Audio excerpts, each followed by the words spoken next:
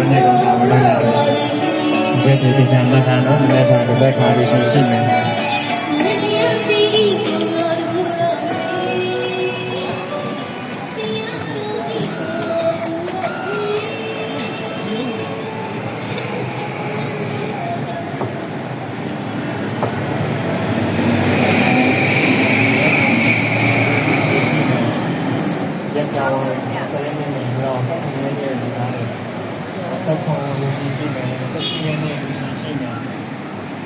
6 လပိုင်း2ရက်နေ့ကိုမနေ့ကညနေတော့လူရှိမယ်6 လပိုင်း2ရက်နေ့မနေ့ညနေလူရှိတယ်အာရီက